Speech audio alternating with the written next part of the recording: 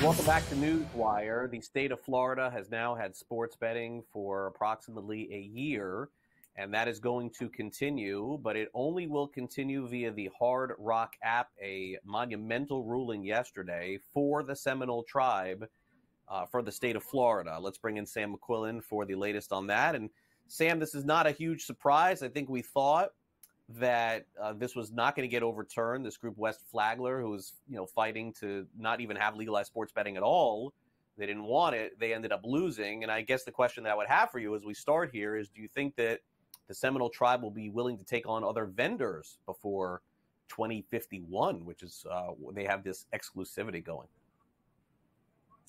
Yeah, Craig, that's a long time away. So a lot of things can change, obviously, in the next 30 years. But even before we get to that point, they've already suggested that, hey, maybe never say never. We're willing, we're open to working with operators like DraftKings, FanDuel, even Penn that have in the past advocated and tried to expand sports betting in the state via the ballot. They've tried there. Obviously, the only successful way that sports betting was legalized and passed in Florida was through that compact with the Seminole Tribe that runs Hard Rock Bet. So that's the only thing Floridians have for now. But as you allude to, this ruling could open them up for future maybe partners, maybe sharing the state in some way. But they'd obviously want to get a lot of money out of that agreement, however it would work. Yeah, and I think, Sam, when you look at it, the other part of this is that, do you think that the success that the state of Florida has, or at least the Seminole Tribe has, will relate to what could potentially happen in California, or is it an apples and oranges conversation?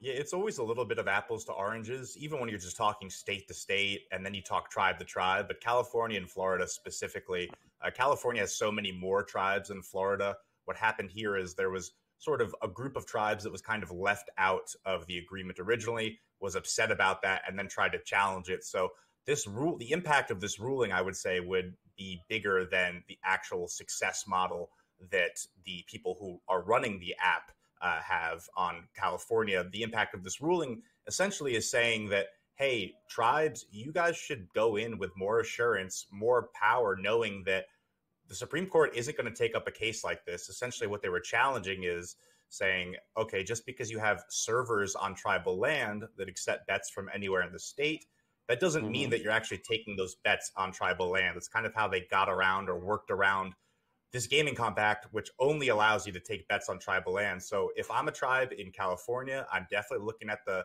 decision yesterday not to take up the case as a sign that maybe these things are legit. Maybe this is a real path forward for us in the state. Now, it's kind of like a tentacle. It has rippling effects throughout the industry. If you're an operator like FanDuel or DraftKings, you're looking at Hard Rock and what they did partnering with the Seminoles, saying, wow, this worked for them. They're making a lot of money out of it.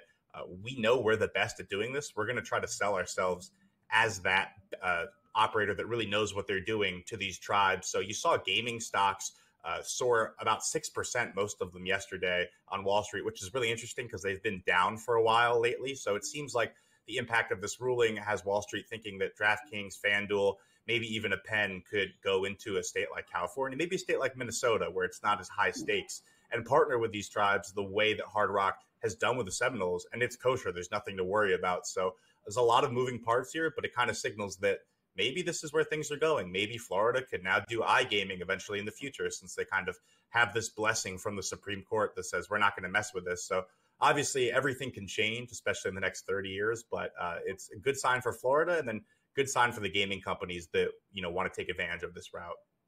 Yeah, and speaking of Penn, I'm glad you mentioned them. There's a lot of discussion about them as well. They threw the ESPN logo on them, took it over from Barstool basically, and created ESPN Bet, just simply thinking, hey, look, we got this brand, we're going to succeed. I know you and I were both sort of skeptical of this, but the skepticism has even taken a deeper turn here. And I wonder what the future is going to hold here for ESPN Bet.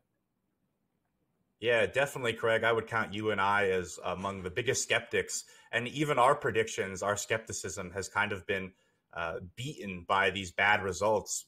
ESPN Bet has only held around 6% of the market, and that's being generous in the past several months. So it's really not taking off the way the company had kind of hoped for it, the way that CEO Penn Snowden, or the CEO of Penn, Jay Snowden, had said when they were making that huge bet on ESPN. Meanwhile, ESPN is really soaring in terms of their subscribers and numbers they have. I think they had about about 2/3 of Americans, they said, were subscribed or following ESPN in some way.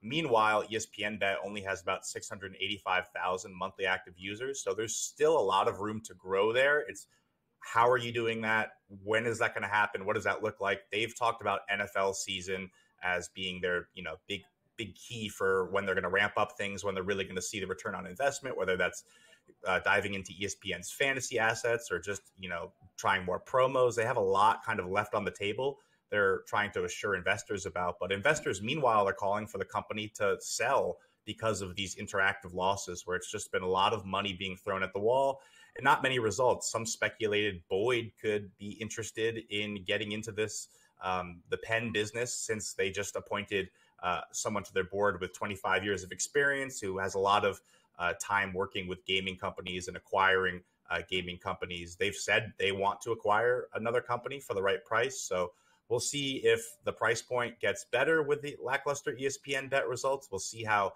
the ESPN Bet agreement ties into that whole thing. But it could be another messy year in terms of companies changing hands. Obviously, last year we had Barstool going away in favor of ESPN Bet. We had PointsBet being bought by Fanatics. Last summer was a crazy summer. This summer could be just as crazy if Penn and ESPN sell to a company like Boyd. Yeah, no, it could be. And again, that would be a big disappointment, but it could be the right move. We'll see. All right, so this new sports integrity partnership, Genius Sports, is involved in this. More protection, suspicious betting activity. I like to learn more about these stories because it means that there's more regulation and more people paying attention to sports betting, Sam. So tell us more about this.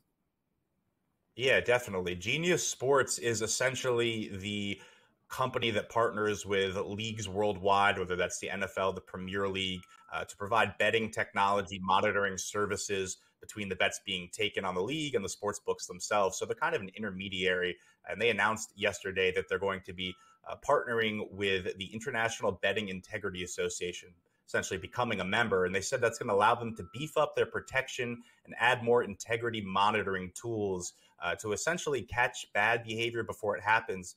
This comes obviously after a just ton of scandals we've had across sports betting lately, whether it's the MLB umpire Pat Hoberg being disciplined for violating the league's betting policy, whether it's the lifetime ban that was handed down to the Padres infielder a few weeks before that, and several other Major League Baseball players that were suspended, whether it's Jonte Porter in the NBA, whether it's Shohei Ohtani's. And I could go on and on with all the violations we've had lately. So it's nice to see a company getting into the forefront, trying to add more protection services. It's not exactly clear what they'll be doing, but they said that it's going to allow them to work together to essentially figure out a solution to solve all this madness that has plagued the industry over the past month. So we'll have to see what more they announce in the partnership, but hopefully good things to come in terms of integrity monitoring services.